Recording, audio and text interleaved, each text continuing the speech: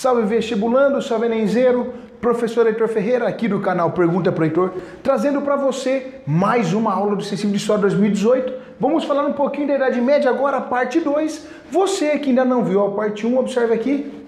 Ó, é só clicar, assiste a parte 1 e segue o baile. Mas antes de rodar a vinheta, bora se inscrever no canal, bora compartilhar o vídeo e vamos dar aquele likezinho maroto para incentivar o projeto do professor Heitor, beleza? E agora, bora pra aula! Roda a vinheta!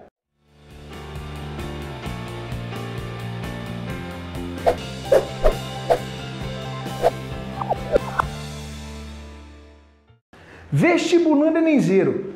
Agora aqui, vocês já deram like, já compartilharam o vídeo, levou a dúvida para o seu amigo, pode ser a mesma que a sua. Vamos ao que interessa. Começando então os trabalhos, Idade Média parte 2. Lembra na parte 1? Eu deixei ali os laços de fidelidade, dando spoiler do que teria na parte 2 e agora é a hora. Para começar a entender a Idade Média, lembre-se desses laços de fidelidade, olha só. A suzerania é o primeiro laço de fidelidade. Este aqui é o efetivo dono das terras. Este cara aqui, vestibulando, ele tem sobrenome. Esse cara aqui é aquele cara que tem brasão. É este cara aqui que no final da Idade Média vai retomar o poder, formando os estados nacionais modernos. Então, o suzerano deixa o seu vassalo. Seu vassalo basicamente se torna quem, cara? Ele se torna um senhor feudal. E eu sempre achava que na Idade Média o senhor feudal era o cara mais referência. Mas na verdade em cima dele eu tenho o suzerano, que é o dono das terras todas. E aí a vassalagem faz relação com a servidão. Servidão aqui eu tenho quem? O povo, os servos. Professor, por que eu tenho então essas três relações? Suzerania, vassalagem e servidão. O suzerano, que é o dono das terras, que tem sobrenome forte, não faz contato com o servo. Quem faz contato com o servo? Senhor feudal. Quem é o senhor feudal então? Ele também é um nobre, mas é um nobre que não tem tanta projeção quanto o suzerano, que não tem grandes terras, ok? E aí marca um detalhe importante. Sabe esses laços de fidelidade aqui? Eles são efetivados, ó, por esta instituição aqui, ó, conhecida como Igreja Católica. Então, quem vai efetivar e garantir os juramentos de fidelidade aqui são os clérigos. Marquem isso. E aí, já falando da igreja, preste atenção, Igreja Católica tem duas divisões na Idade Média. Uma, a patrística, que vai do século V ao século IX, e a escolástica, que pega ali do século IX ao século XV. Essas divisões aqui, o que acontece em cada uma delas, nós vamos ver na aula de filosofia. Então aguarde novidades por aí. Essa influência religiosa fundamenta a Idade Média e garante aqui a sua coexistência por 10 séculos, por 1000 anos. Ok? Marquem isso. Tendo esta ideia básica em mente, eu preciso entender alguma coisa. O que eu tenho que entender? Que existe uma divisão social rígida na Idade Média. E aqui eu tenho ela bem clara na lousa. Eu tenho o clero. Qual é a função do clero? Orar. Orar por todos. Eu tenho a nobreza. Qual é a função da nobreza? Proteger a todos. E eu tenho o povo, que são os servos, que tem uma função. Qual é a função? Muito simples.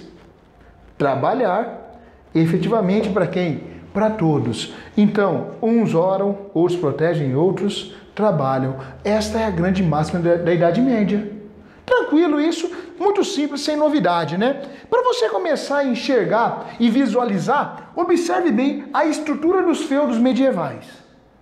Isso aqui não muda. Então, Europa ruralizada após o declínio do Império Carolíngio no século IX, lembra? Ela entra toda no processo de ruralização, de enfeudamento. Ela não tem mudança, então todos os feudos têm essa organização. Professor, qual é essa organização? Todo feudo tem um manso senhorial. Manso senhorial, aonde vive a nobreza e o alto clero.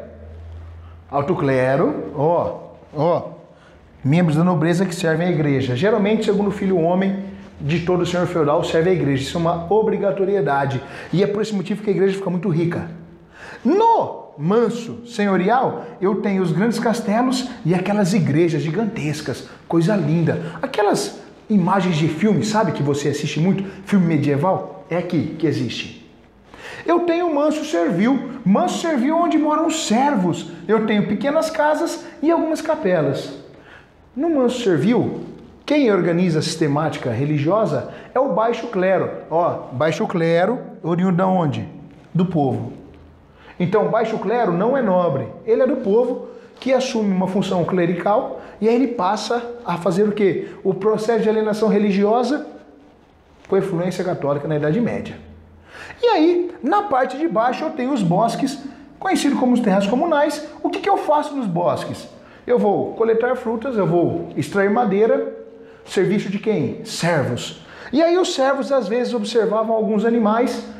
Servo não pode abater animal. Seguindo os lados de fidelidade, se um servo abatesse um animal nos bosques, ele seria o quê? Excomungado, expulso dos feudos. E aí existe aquela máxima que a Europa estava no entorno cheio do quê? De homens bárbaros. E se o cara descumprisse e abatesse um animal, um servo, ele seria expulso do feudo, isso não seria agradável. Então ele não faz isso. Quando ele encontrava um animal de grande porte, o que ele faz? Chama o senhor feudal, ele vem, abate, o servo limpa, o senhor feudal come. Tranquilo isso. Essa é uma relação bem clara existente na Idade Média.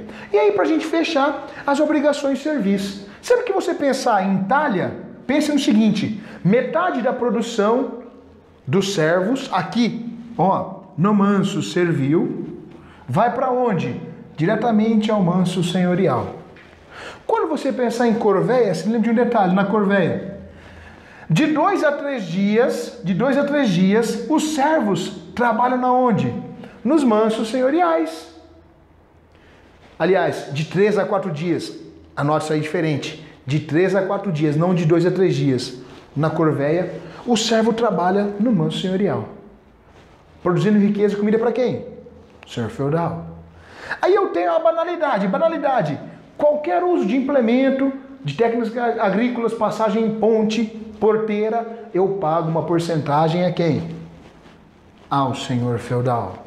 E aí eu tenho também a mão morta. Então, por exemplo, eu sou um servo, morreu alguém da minha família, para eu continuar no território eu pago uma taxação diferente, um tributo novo a quem? Ao senhor feudal, porque diminuiu a mão de obra. Olha só que negócio complexo. E aí eu tenho, por fim, o tostão de Pedro, que dá origem àquelas festividades da Igreja Católica, sabe? Julina, junina, agostiniana, a maioína, todas as festividades católicas. Quem fornece a base alimentar são os servos, só que eles não podem contemplar, entende? Então isso é muito complexo. Beleza, vestibulando? Fechamos aqui Idade Média, parte 2. Agora só falta a parte 3. Aguarde, logo mais estará no ar para vocês gabaritarem em história no Enem e nos vestibulares. Bons estudos e até a próxima!